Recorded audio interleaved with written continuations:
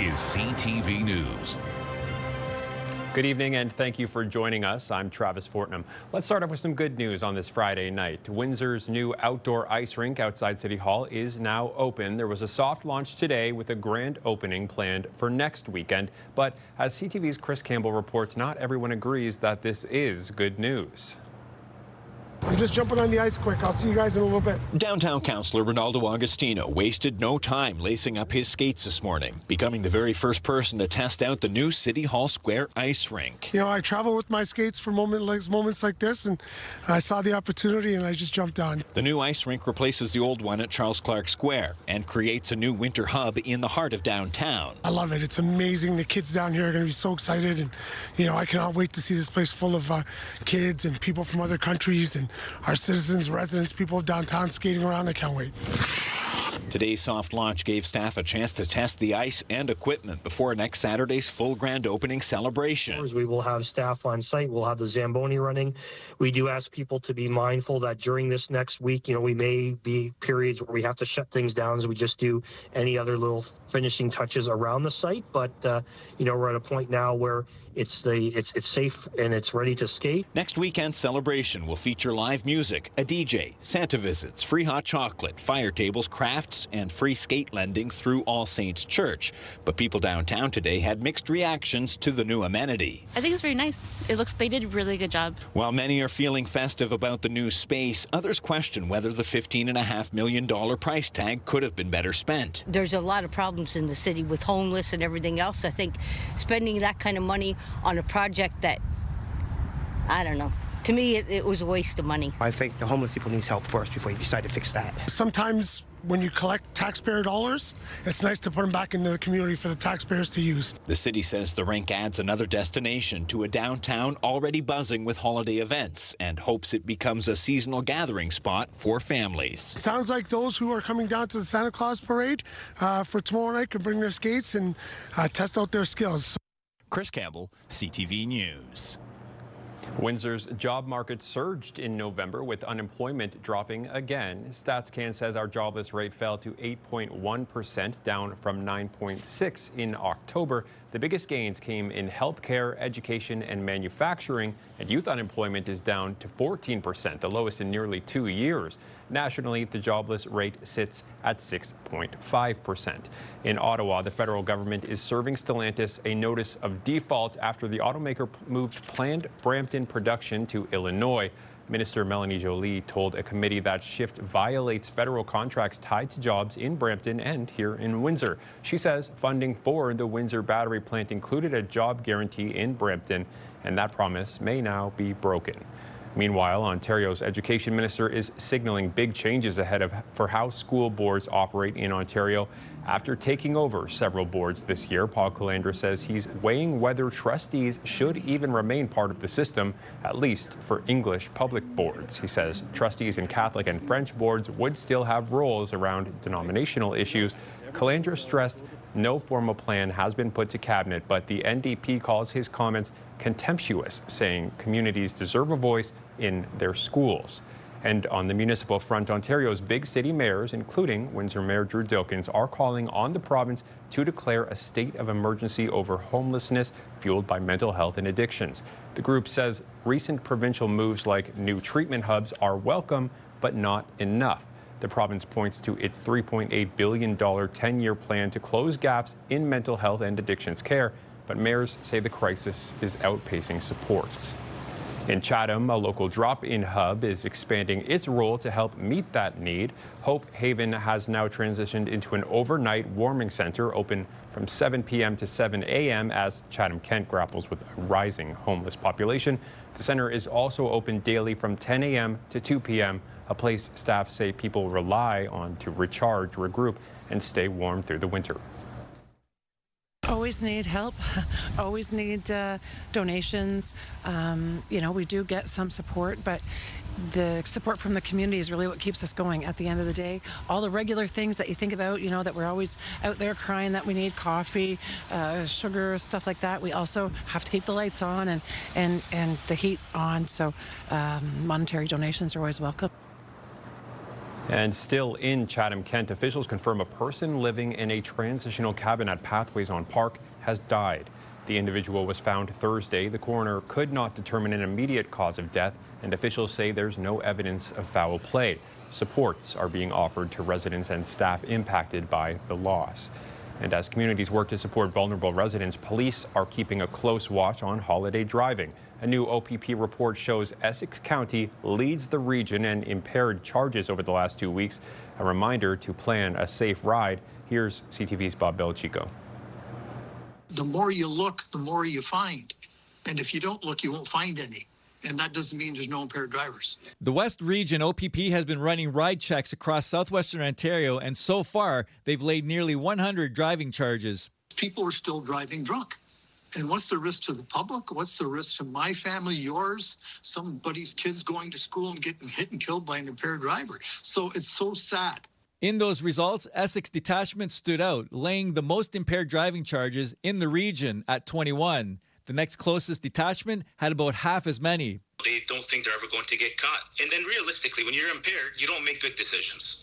So when you're under the influence of drugs and alcohol, you're not going to make those good decisions, after your event. Just days after helping launch 2 impaired driving prevention campaigns, Mad Windsor Essex County's Shauki Hamka says he was disappointed to see Essex leading the way for all the wrong reasons. Yes, those numbers are a bit surprising, but at the same time, it's not realistic, unfortunately. People continue to choose to drive impaired. We don't have effective laws that, deter people from driving impaired. You get a slap on the wrist. Is that a damnation of the people of Essex County because everybody's driving impaired? Or is it a reflection on good policing out there trying to find impaired drivers and get them off the road? It's sad that it's happening, but the police are finding them and getting them, so that's a good thing. Hamka says new technology being developed may eventually help reduce these numbers. In the U.S., they've been approved now to start putting technology in vehicles, impaired driving technology. So I think once Canada reaches that point, I think we'll see a lot less. Bob Belichico, CTV News. Windsor Police has a new acting deputy chief. The Police Services Board has appointed Kenneth Cribley as acting deputy chief of operations starting on Sunday. The role opened up after Jason Crowley moved into the chief's position, succeeding Jason Belair. A permanent deputy chief is expected to be named in about 6 months. Cribley brings more than 31 years of experience from frontline work to investigations to professional standards. I remember the very first day getting that phone call back in January 1994 that I was going to be a Windsor police officer and feeling that pride then and having that same sense of pride over the years in the different ranks I've held. And leadership here matters to the men and women that work here. And as I've said, it's a responsibility I don't take lightly, and it's a real privilege. And a new tool is coming to help young people in mental health crisis. These models really are effective. We wouldn't be standing here and government wouldn't be investing more money if that wasn't the case. The province is putting $247,000 toward Windsor's Youth Crisis Response Team, a partnership giving police access to a dedicated youth social worker from the Regional Children's Centre at Hotel du Grace Healthcare. It's built on existing models that pair officers with health professionals, a system local leaders say has clearly proven its value. They're delivering services that we just didn't have in that real-time piece. So the model is working. In fact, this model is being mirrored in other communities. This is really valuable because it keeps them out of the institutions, it keeps them out of the hospital beds, it keeps them at home with some supports. And based on our experience that we see at the RCC, 365 days a year, this will be a very value-added resource that will work both ways. A break tonight for residents pushing for a smaller recycling cart ahead of the New Year changeover. Circular Materials says an online request form will go live in mid-December, allowing people to swap their 360-liter cart for a smaller 240-liter version. Mayor Drew Dilkins thanked the organization for responding to concerns, saying sign-ups will open soon and cart exchanges will follow, but there's a trade-off. Once you downgrade, you cannot switch back. The mayor reminds residents most homes fill a large cart over 2 weeks, so think carefully before making the call. And a fun one to watch in London tonight as the Spits and Knights kick off their home and home. To record his first 20-plus goal season this year. Here we go. He's supposed to be Windsor's tough guy. That scrap was just one piece of it. Tonight's rivalry game got a little ugly. Easton Dabowski and London's Mathis Crate dropping the gloves at center. A half bench worth of misconducts, I should say. And more fights still to come in the third. And once the dust settled, Windsor went to work on the power play. Jack Nesbitt cleaned up a rebound to open the scoring. Ethan Garden made it 2. Ryder Harvey made it 3 before the second was done. London cut it to 3-1 late, had another goal called back for goalie interference, and Josh Spellisy sealed it into the empty net. Spitfires take it 4-1, and the rivals do it all again tomorrow night here in Windsor. CTV weather specialist Rita Ismail has your full weather details coming up in 2 minutes' time. People shouldn't be wandering out on the ice. It's too early. Still ahead, the City Hall rink might be in, but ponds are out. Why IRCA says it's still way too early to trust the ice. CTV weather specialist Rita Ismail is here with a look at our forecast. Rita, how is the weekend looking to start? Not bad, Travis. In fact, we are going to see a bit of a brief warm-up, which is great news for all those parade goers tomorrow. Today, though, we sat below what's normal this time of year. That's -2. Our forecast high, we're supposed to be at about 3 degrees. Overnight low dropped to -16, and that's not even factoring in the wind chill. So it has definitely been a cold couple of days. We do have a nice little warm up for the weekend. The record 16 degrees back in 2001, record low -12 in 1991. As we head into the night, we're under a few clouds, and the temperature again will be below the freezing mark. We are tracking 2 low pressure systems that will move through in the next 48 hours. That's right, it will be a 1-2 punch. Good news for us, it doesn't really seem to impact us. Both systems move in overnight. Here's how it plays out on the forecast model. So cloud cover to start your day Saturday.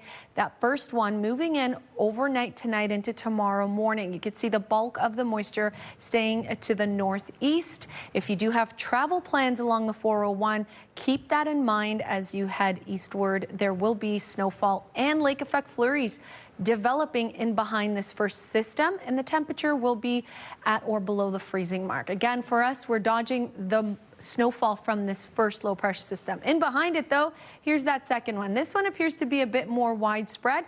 It will push through early Sunday morning. Again, lots of widespread snowfall throughout Grey Bruce County. For us, we could pick up a centimeter or 2. The timing is really the tricky part. If you have early morning travel plans on Sunday right into the afternoon, that system will be moving through. It will push out late day Sunday, making way for high pressure on Monday. But with that, our temperature will drop back down. So tonight, if you're heading out on the town, dress accordingly. Again, not as cold as yesterday, but definitely something to keep in mind. Overnight, -3, feeling like -8. We'll wake up tomorrow morning, mostly cloudy conditions. The wind will be out of the west 20 kilometers per hour as that first low pressure system moves through. Not a bad day for tomorrow. Mostly cloudy for the Santa Claus parade. The temperature at a high of about 1 degree for your Saturday. Heading into Sunday, that's when we could pick up that snowfall, and again, our temperature will drop. Your 7-day forecast brought to you by Enercare experts at home. Mainly sunny conditions on Monday, and there's that cold air mass filtering right back in. That's the thing with clear skies this time of year. We're expecting our temperatures to dip down to -9 early Monday morning. And again, a brief warm-up Tuesday, Wednesday, but with that will come snowfall, accumulating snow possible midweek before the polar air mass returns a week from today, Travis. We'll drop down to a high of -6, feeling like -12. Thank you, Rita. A 42-year-old tow truck driver was killed in a hit and run on the 401 earlier this week up near Kitchener, and OPP are still searching for answers. Police have a vehicle and driver of interest but aren't releasing more information. Tow operators say this proves drivers still aren't slowing down. CTV's Colton Weens has more. A 42-year-old Kitchener man was operating a tow truck, helping a stranded motorist on Highway 401 Wednesday morning when he was killed in a hit and run. Tow truck operators say it's a terrifying example of why drivers need to slow down around emergency vehicles. A lot of people don't even realize what's going on when they're driving down the road. They see a vehicle on the side I think most of them are just oblivious to what's going on around them when they're on the highway. Towing manager at Active Towing in Kitchener, Al Pinero, didn't know the man who was killed, but says in the cities, most drivers give tow trucks space when they're working, but on highways, it's often a different story. We've been parked in front of a police car with them having their lights on, us having our lights on, picking up a vehicle, and they whiz by. Like I said, the public is oblivious to that law and to what's kind of going on around them. One of the challenges for tow truck operators on the highway especially is they say there's not much of a buffer zone from the side of the highway to the active lanes. There's really no buffer for us unless, every time we pick up a car on the highway, we get a blocker truck, and that only happens very rare. It is law in Ontario that drivers must slow down when they see an emergency vehicle or tow truck with flashing lights and must move over if it's safe to do so. But while many do that for police, fire, and ambulance, it's less common around tow trucks. The activity to do that same action for tow truck drivers, what we've seen is it's not as high as it is for other emergency services. Drivers that don't obey the law could face a fine of $400 to $2,000, 3 demerit points, and could have their license suspended. Even at giving that space, you feel the wind of highway speed vehicles going past you. DeFelice says while there is no set number that drivers must slow down to, they still must slow down significantly. Recognizing that there's a flow of traffic and you need to, manage the flow of traffic, but obviously 100 kilometers an hour speeding past someone who's working on the side of the road isn't safe. As for the investigation, police have identified a vehicle and driver of interest, but have not released any more updates. Colton Ween, CTV News, Kitchener. A new manufacturing facility is headed for Ingersoll, which officials say will create dozens of new jobs. As Sean Irvin reports, it won't offset the layoffs at the Cami assembly plant, but it certainly helps. In a community devastated by 1,200 layoffs at GM Cami, any sign of economic growth in Ingersoll is welcome. The job numbers aren't huge, but the investment is very significant. ArcelorMittal Taylor Banks is already working to build a 154,000 square foot facility just off the 401. The firm produces steel safety components for the automotive industry. Some hiring has already begun, with a workforce of between 28 to 35 people expected to be in place by this time next year. Ingersoll officials report the company is hoping to start some pre-production this summer. AMTB already operates a facility in Woodstock. Ingersoll offered breaks on development charges and taxes to lure the firm to town. We're not looking for the quick win, and so we want to be able to have that long-term prosperity in our community. So I'd rather give up some funds in the short term for that long-term gain. The incentives and Ingersoll's proximity to other AMTB facilities helped it beat out dozens of other municipalities. In this case, ArcelorMittal was looking at 41 different municipalities, and Ingersoll came out on top. We're within an hour's commute of approximately 3 million working age people, and part of a talent cluster. So I think that's ultimately what made the decision. The province announced this week that it's putting $4.1 million towards the project. In a release to the media, the government stated AMTB is an example of the reshoring of production from the United States. While a positive development for Ingersoll, the community has no choice but to remain focused on Cami. Everyone here is confident the plant will restart. It's just a question of when. We anticipate it's going to be a bit of a longer term before we get positive news coming from that facility. But Petrie believes there is always the hope that more plants like this one are on the horizon to ease the impact. There's going to be more of that coming, I think. Sean Irvin, CTV News.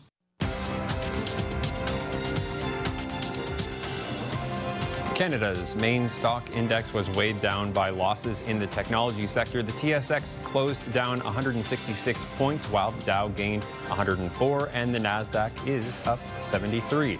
The Canadian dollar added almost half a cent today, and on commodity markets, gold was unchanged and oil gained 41 cents a barrel. Hands for a Cause is back for its 22nd year. Join us as we broadcast live from Devonshire Mall. We'll be collecting cash and non-perishable food items for the Society of St. Vincent de Paul. We need your help, generosity, and goodwill. Visit us online for more information. I don't know. CTV News Windsor has launched a newsletter helping you start your day with the latest local news. By signing up, you'll get direct local content straight from CTV Windsor to your inbox, including top stories, the forecast, and videos. You can sign up at ctvnewswindsor.ca. As we head into the weekend, we've got some ideas for what you might want to check out with a bit of a festive spin on things this week. Here's CTV's Melanie Kentner and Virgin Radio's Johnny Parks with What's Up YQG. Yeah, we're in Santa's secret warehouse, and Santa has, of course, been all over the place, and now he's back in Windsor. So, Johnny, did you make the nice list yet? I've been trying, but then we snuck in here, so Santa might not be happy about that. We are here with Maggie from Windsor Parade Corporation. Can you tell us about this weekend? Yes, we're very excited for the 58th annual Windsor Santa Claus Parade, stepping off at 6 p.m. this Saturday. More entries than we've had in a very long time, and we're super excited for that. Can't wait to hit the street. And what kind of entertainment can people expect? We have a load of diversified entertainment this year. We've got marching bands, we've got concert bands, we've got a brand new entry that's super exciting and really amazing to see, along with buskers and jugglers and beautiful floats. Can you tell us a bit more about that new character? That new character is called Bella Wings, and once you've seen it, it's a character with a wingspan of about 20 feet. They're luminescent, and it's not something you're going to forget soon. That's even bigger than Johnny's wingspan. Pretty close, yeah. So what about the route? Where is the parade going? The parade starts at Giles and Olette, heads north on Olette to Pitt Street, and that's where it concludes. Yeah, we love it. I can't wait to go to the parade. It's going to be a lot of fun. There's also something at the Willisted Manor this weekend. Yeah, they've got their tours going on, but you can also get breakfast with Santa because he's just everywhere. Wow, see, so you can meet Santa at the parade or at Willisted. We've got everything and all the links online, and that's What's Up YQG. Thank you, Melanie and Johnny. And if you'll be at the parade, you'll see Melanie, Johnny, and some other CTV folks there. And if your weekend plans involve lacing up some skates, experts want you to know it's way too soon to think of skating on ponds. I don't know where you would be skating on a pond. I don't think there's any ice anywhere, except for at that new rink at City Hall. Here's CTV's Stephanie Mazzotti with more. Unless we are in solid below 0 Celsius temperatures, people shouldn't be wandering out on the ice. It's too early.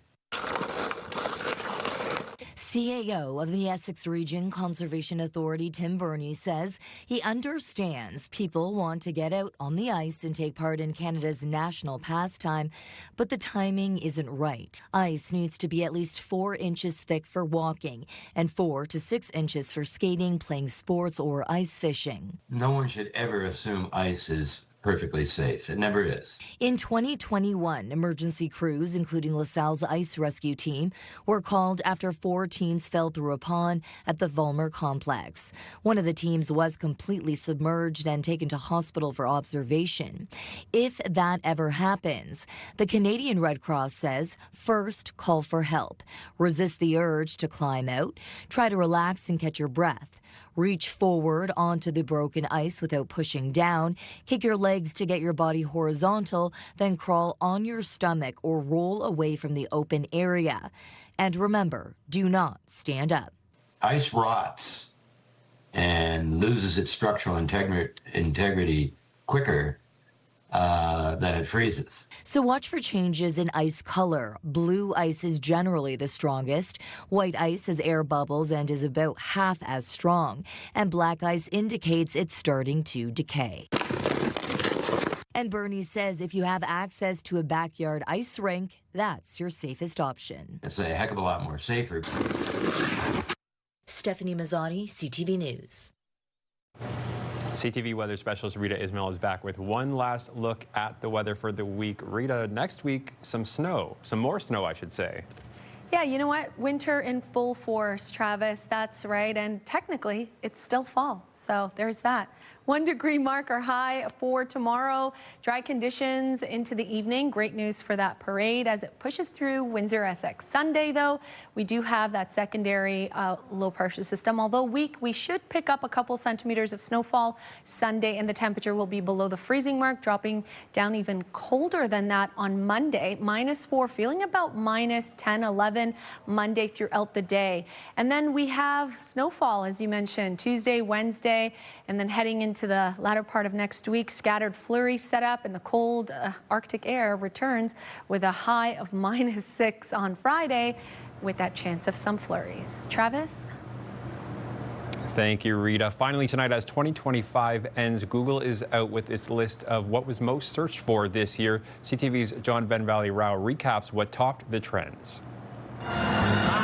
When it comes to summing up the year that's gone by, what better to look at than the things Canadians Googled in 2025? And one subject came up more than any other: the Blue Jays, who gave us some of the year's most memorable moments, including this Vladimir Guerrero Jr. Grand Slam against New York. And in the category of news and events, these 2 words were the year's most looked up, followed by Canadian election results, Iran, LA fires, and the Charlie Kirk shooting.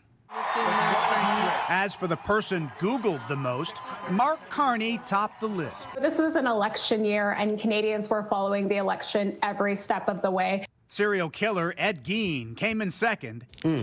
He was the subject of a Netflix true crime series. When it comes to athletes, 4 of the top 5 Googled were Blue Jays, including rookie Trey Savage, and rounding out the list, Canadian tennis star Victoria Mboko, who at age 18 won the National Bank Open in Montreal. As for searches, starting with what, among the most popular were, what does elbows up mean? What time is the Jays game today? And what does 6-7 mean? A meme that caught on fast with kids and has no fixed meaning, part of its appeal. The top why questions: why is Canada Post on strike? Why did Trudeau resign? And why do baseball players spit? When it comes to the top searched word in pop culture, it was La Boo Boo, a line of plush toys that went viral, followed by Bianca Censori's Grammy dress. My name is Happy Gilmore. Well, the top searched movie was Happy Gilmore 2. And the most Googled song, Golden, from the animated musical K-pop Demon Hunters. A year that had its golden moments as we count down the final weeks to 2026. John Van Valley Rao, CTV News, Toronto.